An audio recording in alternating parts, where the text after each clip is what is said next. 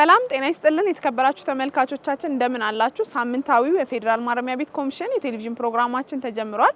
ቆይታችሁ አብሮነታችሁ እስከ ፕሮግራማችን ፍጻሜ ድረስ ይሆን ዘንድ እንጋብዛችኋለን። ተቀዳሚ አድርገን ወደ እናንተ የምናደርሰው ሰሞኑን የፌዴራል ማረሚያ ቤት ኮሚሽን ምን ሂደቶችን ምን ክንውኖችን አሳለፈ የሚለውን በመረጃ ተዘጋጅቶ እየጠበቀን ነው። ከስቱዲዮ መረጃዎችን ተከታትለን እንመለሳለን። አብሮነታችሁ ከኛ ጋር ይሁን። ሰላም ጤና ይስጥልኝ የተከበራችሁ ተመልካቾቻችን የሳምንቱ መረጃዎች ይዤ ቀርብ ያለው ከመረጃዎቹ ጋር ዋና ሳጅን ፍረወይኒ ግሩም ነኝ። አብራችሁን ቆዩ። የፌዴራል ማረሚያ ቤት ኮሚሽን ከደቡብ ኮሪያው ኒሆፕ ሪሃቢሊቴሽን ሴንተር እና ከኢትዮጵያ የልብ ህሙማን ህጻናት መርጃ ማዕከል ጋር የሶስትዮሽ የመግባቢያ ሰነድ ተፈራረመ። የፌዴራል ማረሚያ ቤት ኮሚሽን ኮሚሽነር ጄኔራል ዩኑስ ሙሉ በፊርማ ስነ ስርዓቱ ላይ እንደገለጹት የደቡብ ኮሪያው ኒሆፕ ሪሃቢሊቴሽን ሴንተር ቀደም ሲል በኢትዮጵያ ለህግ ታራሚዎች የህክምና አገልግሎት ሲሰጥ ቆይቷል። የመግባቢያ ሰነዱ ሲተገበር በልብ ህመም የሚሰቃዩ የኮሚሽኑ አባላት ልጆችና የህግ ታራሚዎች ልጆች ህይወትን ለማዳን ከፍተኛ አስተዋጽኦ እንደሚኖረው ኮሚሽነር ጄኔራሉ ገልጸዋል። ኮሚሽኑ ከተለያዩ ዓለም አቀፍና ግብረሰናይ ድርጅቶች ጋር በትብብር እየሰራ መሆኑን የገለጹት ኮሚሽነር ጄኔራሉ የተፈረመውን የትብብር ሰነድ በተግባር ለመተርጎም ተቋሙ ቁርጠኛ መሆኑን አረጋግጠዋል። የኢትዮጵያ የልብ ህሙማን ህጻናት መርጃ ማዕከል ዋና ስራ አስፈጻሚ አቶ ህሩይ አሊ በበኩላቸው በማረሚያ ተቋማት የሚገኙ የህግ ታራሚዎች ጤናቸው የተጠበቀ የታረሙና የታነጹ አምራችና ህግ አክባሪ ዜጎች ሆነው እንዲወጡ ለማድረግ ማዕከሉ ከኮሚሽኑ ጋር የሚካሄደውን የትብብር ስራ አጠናክሮ እንደሚቀጥል አረጋግጠዋል። የደቡብ ኮሪያ ኒሆፕ ሪሃቢሊቴሽን ሴንተር ጄኔራል ማናጀር ዶክተር ኪም ሰንግ ከኢትዮጵያ የልብ ህሙማን ህጻናት መርጃ ማዕከል ጋር በመተባበር የኮሚሽኑ አባላት ልጆችና የህግ ታራሚዎች ልጆች ተገቢውን የልብ ምርመራና ህክምና እንዲያገኙ በትኩረት እንደሚሰራ ገልጸዋል። ለከፍተኛ ጥበቃና ለሴቶች ማረሚያና ማረፊያ ማዕከል አመራርና ሰራተኞች ስልጠና ተሰጠ። ስልጠናው በቅንጅታዊ አሰራርና በተላላፊ በሽታዎች ዙሪያ ያተኮረ ነው። በስልጠናው የመክፈቻ ስነ ስርዓት ላይ የተገኙት የፌዴራል ማረሚያ ቤት ኮሚሽን የማረም ማነጽና የተሃድሶ ልማት ዘርፍ ምክትል ኮሚሽነር ጄኔራል ሉባባ ጀማል እንደገለጹት የተሰጠው ስልጠና የኮሚሽኑን ተልዕኮ በብቃት ለመወጣት የሚረዳ ነው።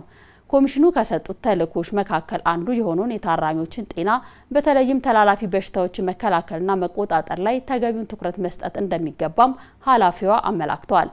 ታራሚዎችን አርሞና ንጾ የማውጣት ስራ በአንድ የስራ ክፍል ብቻ ሊሳካ እንደማይችል የገለጹት ምክትል ኮሚሽነር ጄኔራሏ የሁሉም የስራ ዘርፎችና ክልሎች ቅንጅታዊ አሰራር አስፈላጊ መሆኑንም አስገንዝበዋል። የኮሚሽኑ ጠቅላላ ሆስፒታል ዋና ስራ አስፈጻሚ ኮማንደር ዶክተር ተስፋዬ አበራ የህግ ታራሚዎች ካላቸው አኗኗርና ከማህበረሰቡ ጋር ካላቸው ትስስር አንጻር የጤና ሚኒስቴር ለኤችአይቪ፣ ለሄፓታይተስና ለአባላዘር በሽታዎች ትልቅ ትኩረት መስጠቱን ጠቁመዋል።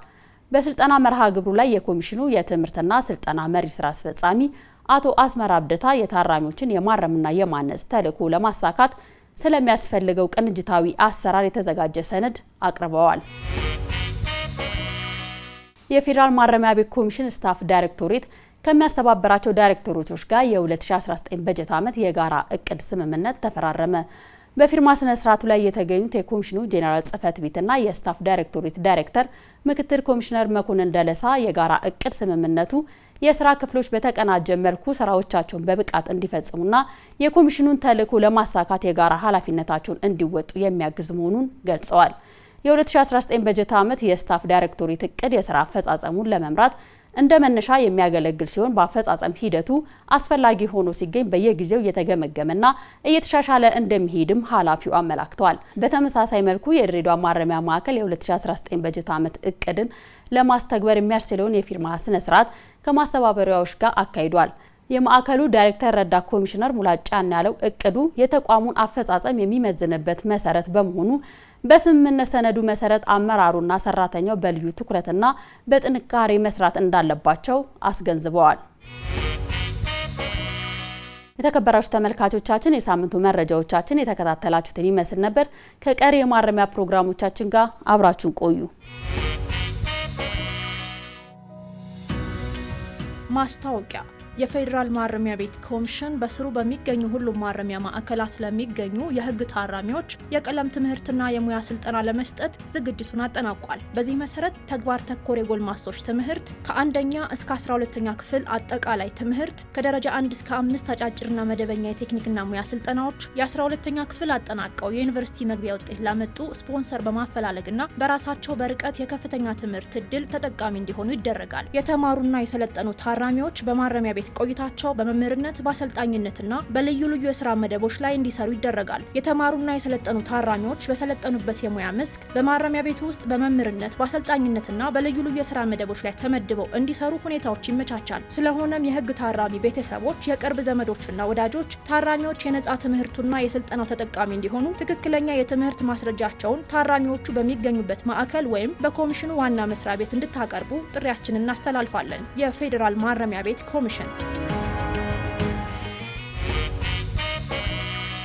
ከመረጃዎቻችን ተመልሰናል። አሁን የምናልፈው ወደ ቀዳሚ ፕሮግራማችን ነው የሚሆነው። እንደሚታወቀው እንግዲህ ወደ ተለያዩ አይነት የክልል ማረሚያ ቤቶች እየሄድን የተቋሙን የስራ እንቅስቃሴ የህግ ታራሚዎችንም በዛው ላይ ደግሞ አስተዋጽኦአቸውን የማረማነት ስራ ሂደትስ ምን ይመስላል የሚለውን ተከታትለን ወደ እናንተ እናደርሳለን። ለዛሬ በዛው ታድሶ ማረሚያ ማዕከል ላይ ተገኝተን የከብት እርባታና የወተት ተዋጽኦ ምርቶቻቸው ምን ይመስላሉ፣ ስራ እንቅስቃሴ ውስጥ እንዴት ነው የሚለውን እኛ ቃንተን ነበረ ወደ እናንተም ልናደርስ ነው። ተከታተሉን ዘንድ ጋበዝናችሁ።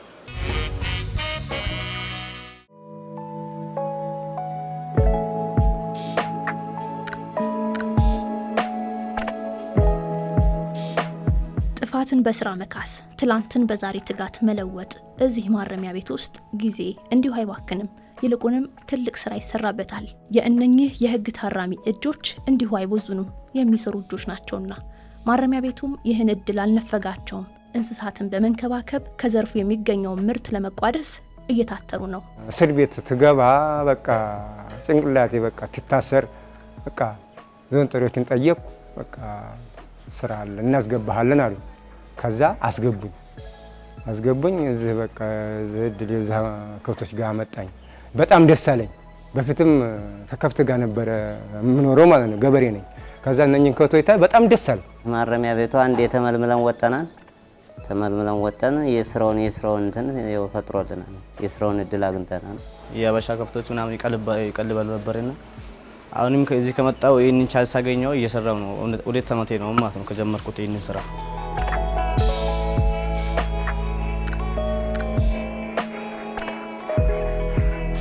ስራው በዋነኝነት የሚሰራው በከብቶቹ ጋራ በቅርበት የሚሰሩት እኛ ኦቨር ኮንትሮል እና የማሰልጠን ስራውን ነው የምንሰራው። በዋነኝነት ስራውን የህግ ታራሚ ነው የሚሰራው። የህግ ታራሚዎች የሚሰሩት ስራ እንስሳቶችን የመንከባከብ፣ ከብቶችን በአግባቡ በመያዝ መኖ የመመገብ እና ይሄን ይሰራሉ። ወደ 31 ታራሚ እንስሳት ውስጥ ይሰራሉ። 14 የሚያህሉ ደግሞ የእንስሳት መኖ እንክብካቤ ቡድን አለ። እነኛ ቡድኖችን አስተባብረን ለእንስሳት ልዩ ትኩረት እየሰጠን የእንስሳት መኖንም ጭምር እያሰራን የእንስሳት አስተዋጽኦን በሙሉ ምርቱ ወደ ገበያው እንዲቀርብ እናደርጋለን። ህግ ታራሚዎችን በዚያ አጋጣሚ ትምህርትም እንዲቀስሙ እንዲለማመዱ እናደርጋቸዋለን። የትኛው ስራ ላይ ወይ የትኛው ስልጠና ላይ ነው የነሱ ፍላጎት ያለው የሚል ፍላጎት የመለያ አካሄድ አለው ማለት ነው። ስልጠና ከወሰዱ በኋላ ውጭ ቢሆን ስልጠና የወሰደ ሰው ወደ ተለያዩ ስራ ዘርፍ ይሰማራል። እዚህ ደግሞ ስልጠና ወስዶ ብቻ ቁጭ ማለት ስለሌለበት በቴክኒክና ሙያ የሰለጠነውን በማህበራት እናደራጃለን ማለት ነው። በራሳችን ቀጥረን የምናሰራቸው ሰዎች አሉ። ከዛ ውጪ ደግሞ ራሳቸው ገንዘብ ፈጥሮ እዚህ ያሉ ሻይ ቡና እንዲያገኙ ሲወጡ ደግሞ ስራ ፈጣሪ ሆኖ ልምድ አግኝቶ እንዲወጡ የምናደርጋቸው ስራዎች አሉ። ወደዚህ ማረሚያ ቤት ከመግባታቸው በፊት ስለ እንስሳት እርባታም ሆነ ስለ ወተት ተዋጽኦ ስራ ምንም አይነት እውቀት አልነበረንም የሚሉት ታራሚዎቹ እዚህ ባገኙት ስልጠናና የተግባር ስራ የተሻለ ልምድ እንዳገኙ ይናገራሉ። እንደዚህ አይነት ሙያ እኔ ሞክሬም አላውቅም። ከዚህ ማረሚያ ቤቱ ገብቼ ነው በቃ ሙያ የለመድኩት። ከዚህ ማረሚያ ቤት ገብቼ ነው። ጥቅም ያለው ላሞች እንደዚህ ያህል ጥቅም ይሰጣሉ ምናምን የሚል ምንም ግንዛቤ አልነበረኝም። ሁለተኛ ነገር አሁን ቀጣይ በቃ ለቀጣይ ወጥቼ እኔ በቃ ከጓደኛ ጋር የምሰራው ለኔ ይጠቅመኛ የሚለውን ሙያ ይዣለሁ ማለት ነው።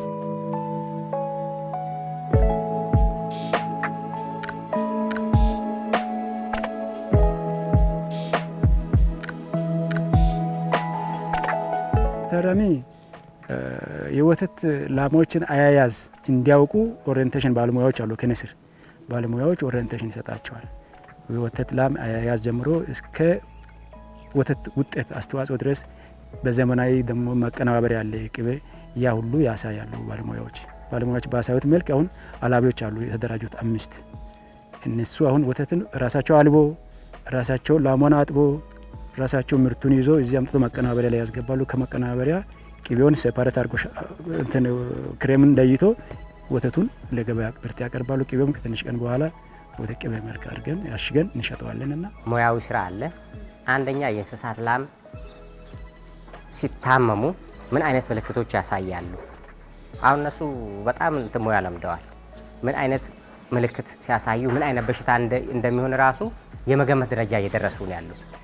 ሁለተኛ ደግሞ የወተት ምርትን የማቀነባበር ስራ፣ የወተት ምርት አቀነባብረው ቅቤ የማምረት ስራን ሙያዊ ስራ ወተት የሚያልቡ ልጆች እየቀሰሙ ሙያውን ለምደው ይወጣሉ ማለት ነው። ይህንን የማሰልጠን ስራ እዚህ እንሰራለን። ተቋሙ ለእንስሳት እርባታው ዘርፍ ልዩ ትኩረት ሰጥቷል። ስራው በባህላዊ መንገድ ብቻ ሳይሆን በሳይንሳዊ መልኩ ጭምር እንዲመራ በዘርፉ በከፍተኛ ደረጃ የሰለጠኑ ባለሙያዎችንና ቋሚ የእንስሳት ሐኪሞችን ቀጥሮ እያሰራ ይገኛል። ይህ የተቀናጀ ሙያዊ ድጋፍ ደግሞ የተቋሙን አቅምና የውስጥ ገቢ እንዲያሳድግ አስችሎታል። መጀመሪያ እንስሳት ከማከማች በፊት ታሪክ እንወዛለን። ታሪክ ወሰድን በኋላ የኔ ታሪክ አለ፣ የፋርሙ ታሪክ አለ፣ የከተማው ታሪክ አለ።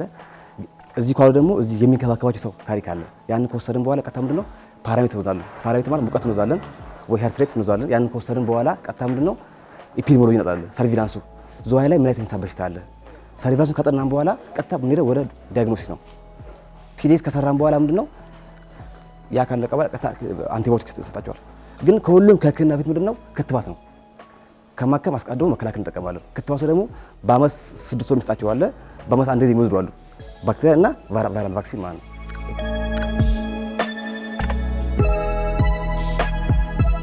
በዋነኝነት የወተት ምርታቸው ከፍተኛ የሆነ ቢያንስ በአመት 9070 ሊትር ማምረት የሚችሉ በአማካኝ እስከ 29 ሊትር የሚያመርቱ እንደ አጠቃላይ በእኛ ነባራዊ ሁኔታ ደግሞ እስከ 24 ሊትር የሚሰጡን የሆልስቴን ፍሪዚያን ከብቶች አሉን። እነዚህን ከብቶች ነው የምንሰራው ማለት ነው። እነዚህ ከብቶች በዋነኝነት አንደኛ የአለባ ወቅታቸው ላክቴሽን ፔሪየድ የሚባለው በጣም ረጅም ነው። ለ10 ወራት ይታለባሉ። ወልዳ ከ60 እስከ 90 ቀናት ለጥቂት ትደርሳለች። ከዛ በኋላ ለ7 ወር ትታለብና 2 ወር ብቻ በአመት ውስጥ ደራይ ፔሪየድ ወይም ደግሞ የእርግዝና ወቅት የሚባል ይተውላታል እና ለ10 ወራት የወተት ምርት በከፍተኛ ደረጃ ይሰጡናል ማለት ነው። ቅቤ ማቀነባበሪያ አለ እዚህ ዘመናዊ በቅቤ ማቀነባበሪያ ቅቤም ይወጣል፣ ወተትም ይሸጣል። አካባቢ ገበያ በተመጣጣኝ ዋጋ ለአካባቢ ገበያ ለአባል ቤተሰቦች ሁሉ አሁን ለታራሚም ከተፈለገ ይሸጣል። አለዚያ ለአካባቢ ማህበረሰብ ተጠቃሚ ያደርጋል። ወተት እርባታ በጣም ወሳኝና ከድሮ የተሻለ ነው። በአሁኑ ሰዓት ዘመናዊ ነው ማለት ይቻላል። የእንስሳት ልማት ለእኛ ትልቅ ፋይዳ ያለው ነው። አንደኛውን ለህብረተሰብ አካባቢ ላለው ህብረተሰብ በቅቤም በወተትም ድጋፍ የሚደረግበት በተመጣጣኝ ዋጋ የሚቀርብበት አለ። ከዛ ባሻገር ግን እዚህ ያሉ ታራሚዎች በርካታ ታራሚዎች በስራ ላይ ከዚህ በፊት በእንስሳት ልማት ላይ ያልተሳተፉ አንዳንዶቹ ከዚህ መነሻ ተነስተው ወጥተው የራሳቸውን ፋርም ከፍተው እንስሳት ልማት ላይ የተሰማሩ ታራሚዎችም አሉና ተፈቶ የሄዱ ወገኖችም ስላሉ እኛ ጋር ያለው አንዱ ስራ መፍጠር ነው። ሁለተኛ ደግሞ የገቢ ምንጭም ነው። እኛ ጋር ያለው እንደ ኮሚሽንም የውስጥ ገቢ አቅም ከማሳደግ አንጻር በርከት ያለው ስራዎች ናቸው የምንሰራውና ከምንሰራቸው አንዱ ዲፓርትሜንት ነው እንግዲህ እንስሳት ልማት ላይ እየሰራን ያለ ነው ማለት ነው። ታራሚዎቹ ጊዜያቸውን በስራ ላይ ማሳለፋቸው ገንዘብ ከማግኘትም በላይ ጥቅሙ የላቀ ነው። መስራታቸው ለአእምሯቸው ሰላም ሰጥቶታል። ማህበራዊ መስተጋብራቸው እንዲሰፋ፣ የስራ ባህልን እንዲለምዱና አዲስ ማንነትን እንዲላበሱ አድርጓቸዋል። በጣም ነው ደስ ያለኝ። ያው እዚህ መዋሌ ራሱ ደስ ያለኝ እውነቴን ነው። በጣም ነው ግብ ላይ ወዬ በጣም በሽተኛ ሆኜ ነበር። ወደ መርፌ እየሄድኩ ምን እየሄድኩ በቃ አካላቴ በጣም ስርስር ብሎ ነበር። ግን አሁን ተንቀሳቀስኩ ወዲህ እንደውም ጤና አገኘሁ። መርፌ እጄ አላቅም። ተዛ ወዲህ አሁን 6ኛ ወሬ ነው እዚህ ስራ ተገባሁ ማለት ነው። መርፌ እጄ አላቅም። በፊት ግን እዛ ቁጭ ብዬ ዛሬም ነገ መርፌ ነው የምልህ። በቃ እንደ ቦታ ቁጭ እላለሁ፣ አካላቴ ስርስር አለ። ከዛ ስራ ተመጣሁ። አሁን 6ኛ ወሬ ነው። ምንም መርፌም አልሄድም፣ ምንም አልሄድም። ጤነኛ ሆኛለሁ። ያቅሜን እየሰራሁ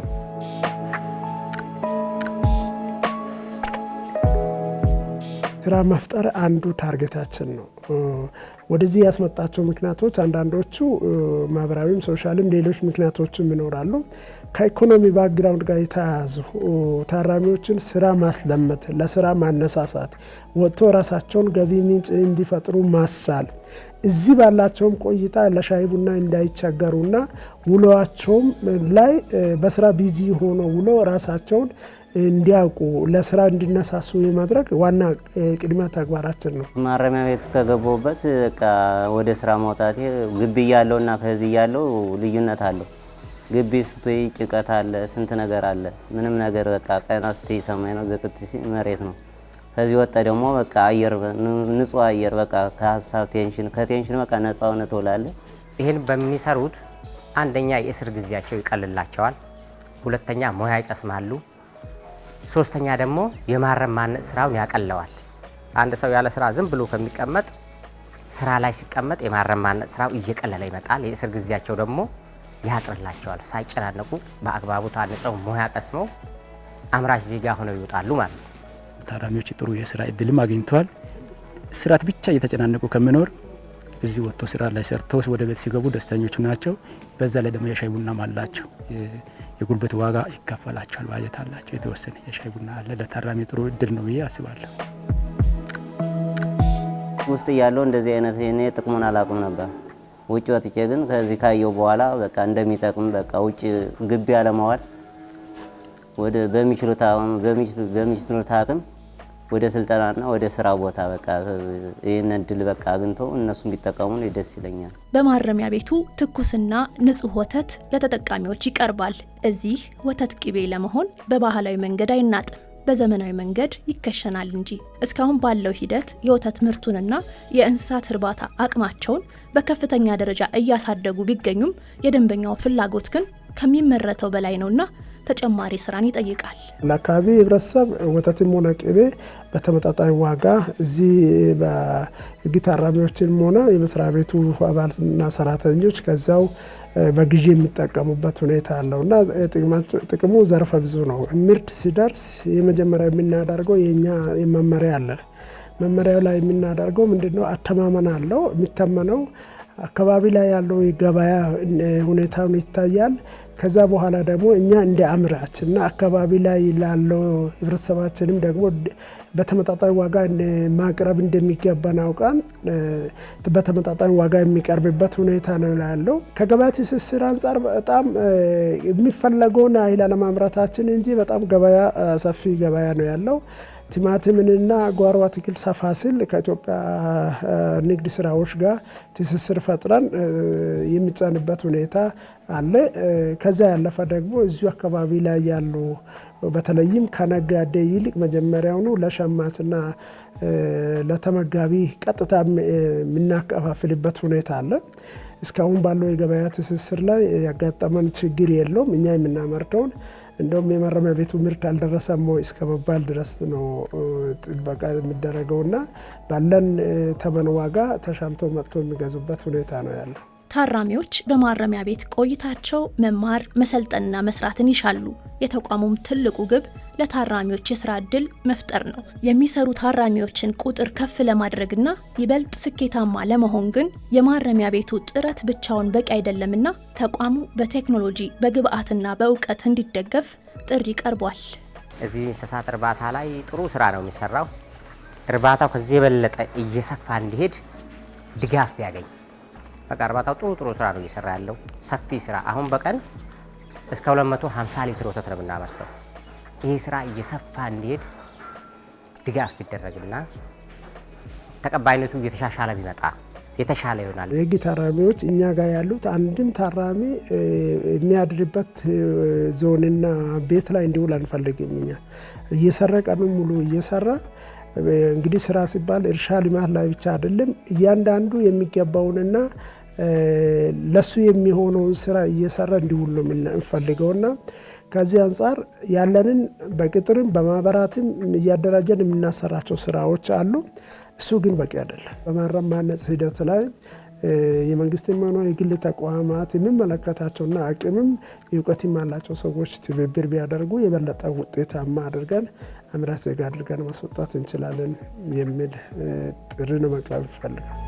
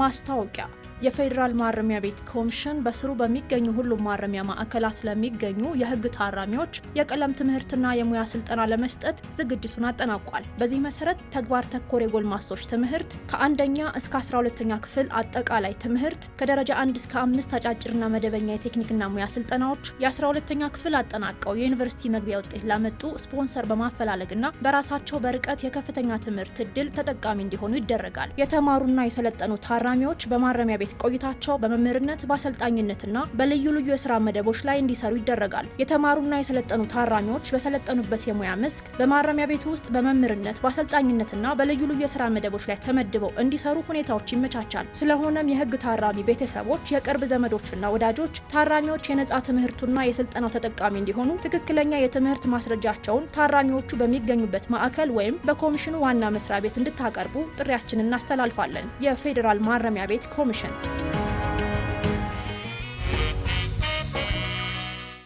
ምርጫችሁን የፌዴራል ማረሚያ ቤት ኮሚሽን የቴሌቪዥን ፕሮግራም አድርጋችሁ እየተከታተላችሁን ስላላችሁ እጅግ አድርገን እናመሰግናለን። አሁን የምናልፈው ተወዳጅ ነው እንዲሁም አስተማሪ ነው። የህግ ታራሚዎች ከራሳቸው አንደበት የህይወት ተመክሯቸውን የእርምት ጊዜያቸውን ያካፍሉናል። ለዛሬም ከአንድ የህግ ታራሚ ጋር ቆይታ አድርገናል። ቆይታውን ተከታትለን እንመለስ።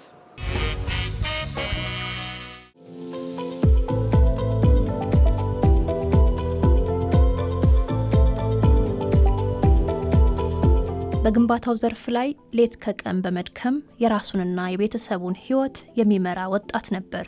ዛሬ እሱ የሚገኘው በምስራቅ ሸዋ ዞን ማረሚያ ነው። ነገር ግን ያ የትናንቱ የግንባታ ባለሙያ እጁን አጣጥፎ አልተቀመጠም። ማረሚያ ቤቱ ባመቻቸለት የስራ እድል ተጠቅሞ በእንጨት ስራ ሙያ ተደራጅቶ አዲስ ህይወትን እየቀረጸ ይገኛል። የተለያየ ስራ ላይ ነበር ያኔ የምሳተፈው። አንድ ስራ አይደለም የሚሰራው። ሴራሚክ ሰራተኛም ሴራኩም ሰራለው፣ ግንባታም ሰራለው፣ እንደዛው ደግሞ ቅርጻ ቅርጾች ማወጣለው፣ እነሱም ሰራለው ማለት ነው። እዚህ ከገባው ደግሞ ጀምሮ ቤት ከጀመርኩ 6 ዓመት ይሆናል፣ 5 ዓመት ይሆናል። ከአንድ ዓመት በኋላ ነው እንጨት ቤት የጀመርኩት። ከዛ በኋላ እዚህ ከጀመርኩት በኋላ ያው ራሴን ችዬ እየሰራሁ ነው ማለት ነው። እኔ የሚያስፈልገኝ ስራ ሰው የሚያዘዘኝ ትዕዛዙም ተቀብዬ እየሰራሁ ነው ለራሴ በቃ።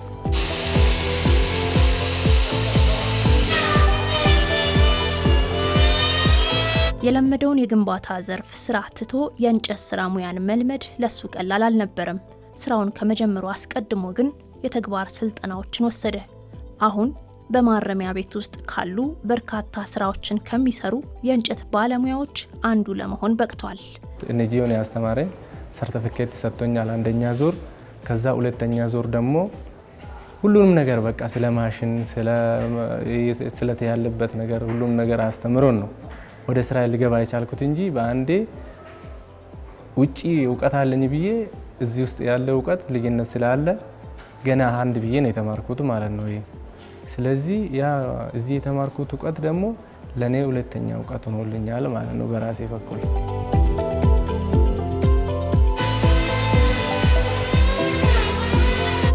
በማመሳና በፍሬም በፎቶ ፍሬም ነው የጀመርኩት። ከዛ በሚቀጥለው ደግሞ እርከቦት ጀመርኩት። ከእርከቦት ደግሞ ያ እርከቦቱ የተለያየ ዲዛይን ነው ያለው። የተለያዩ ዲዛይኖችም ለምጄ ከዛ እነሱን ከጨረስኩ በኋላ ወደ አልጋ፣ ወደ ቢፌ፣ ወደ ቁም ሳጥን እና ወደ ተለያዩ ተጨማሪ ስራ ሄድኩ ማለት ነው። ማረሚያ ቤት ውስጥ ሰፊ ጊዜ ያለንና ያለ ስራ ማሳለፍ አይገባም የሚለው ባለታሪካችን አሁን እየሰራ ያለው ስራ አእምሮ እንዳሳረፈለትና በሚያገኘውም ገቢ የራሱን ወጪ እንዲሸፍን እንዳስቻለው ይናገራል። ማረሚያ ቤት ውስጥ አለ ስራ መቀመጥ በጣም ከባድ ነው። ለምን ስራ የለመደ ሰውና ስራ ያልለመደ ሰው አንድ አይደለም። አሁን ግቢ ውስጥ የሚሆንና እዚህ ስራ ቦታ የሚወር ሰው አይገናኝም ከና ማለት ነው። ይሄ ስራ ሳይጀመር በፊት ሳሙና ይመጣልኛል፣ ሳሙና እይቴ ሳሙና አምጪ ወንድሜ ይላለው እየጠየቅኳቸው ማለት ነው እነሱ። ከዛ ብሩም እንደዛው እቀበላቸዋለሁ ከነሱ እንጨት ምናምን ገዝቼ ተምሬም በዛው። ከዛ በኋላ በቃ ቤተሰብ በእልሜም አንድ ቀን ሳሙና ጠይቄም አላቅም፣ ቅባትም ጠይቄም አላቅም፣ ተሸግሬም አላቅም። አካሌ እዚህ በስራ ቤት ጠመድም ልቤ ግን ሁልጊዜም በርቀት ካሉት ቤተሰቦቼ ዘንድ ነው የሚለው 6 ዓመታትን በማረሚያ ተቋሙ ያሳለፈው ባለታሪካችን ማረሚያ ቤት መግባቴ ብዙ ነገር አሳጥቶኛልም ይላል። ሁሉንም ነገር በንዴትም ይሁን የሚመጣ ነገር በትዕግስት ማሳለፍ ነው የሚበልጠው ለማንኛውም ሰው ማለት ነው። ለምን ትዕግስት ቢኖር ኖሮ ማንም ሰው እዚህ ጋር አይገኝም። ትዕግስት ስለሌለ ነው እዚህ ደረጃ ላይ የደረስነው ማለት ነው። አሁን እኔ እዚህ ከገባሁት ያጣሁት እንደ መጀመሪያ እንደነገርኩሽ ብዙ ነገር ነው። ውጪ ቢሆን ኖሮ ደግሞ ይሄ ነገር አላጣም። ያሰብኩትም ሁሉም ነገር እልሜም መንገድ ላይ ቀርቶብኛል። እኔ አሁን ለምሳሌ ልጄን እዚህ ጋር መሆኔ እያሳደግኩ አይደለም። እያሳደገ ያለ እንግዲህ ቤተሰብ ነው። ከዚህ ሲወጣ ደግሞ አባዬ ትላኛለች፣ ምን እንደምትለኝ እኔ ግራ ይገባኛል። አባትህ ነው እስከምል ድረስ እንግዲህ ሌላ ሰው ከነገረው ሌላ ጊዜ ደግሞ የኔ ፍቅር ስላላየች እኔም ደግሞ የልጄ ፍቅር ስላላየሁት ነገሩ ሊከብድባት ይችላል። ወንጀል በቅጽበት የሚደረግ ስህተት ቢሆንም ዋጋው ግን በጣም ከባድና ሕይወትን ሙሉ በሙሉ የሚያናጋ መሆኑን የሚናገረው ባለታሪካችን ሁሉም ሰው ከወንጀል መራቅ እንዳለበትም ይመክራል። የፈለገ ሰው ቢመጣ የፈለገ ሰው ይሁን በቃ ማንም ይሁን ወንድም ይሁን ሴትም ይሁን ከወንጀል በጣም በቃ 50 ሜትር እንደምርቁ ነው የሚፈልገው። 100 ሜትርም አልልም 50 ሜትር ማለት ነው። ወንጀል ማለት ከባድ ነው። እስር ቤት ይጨምራል፣ እድሜን ያስጨርሳል። አላግባብ ደግሞ ንዴት ውስጥ ገብቶ የሰው አቅም የሰው ህይወት ያበላሻል። ስለዚህ ሁሉንም ነገር እኔ በራሴ ከዚህ በኋላ አሚን ብዬ ታላቁን እንደ ታላቅነቴ ትንሹን እንደ ትንሽነቴ አክብሬ ከነሱ ጋር መኖር ነው እንጂ የሚፈልገው ከማንም ጋር ጸብም አልፈልግም፣ ከማንም ጋር መጋጨትም አልፈልግም። ታስሮም ማቁ ከኛ መማር አለባቸው።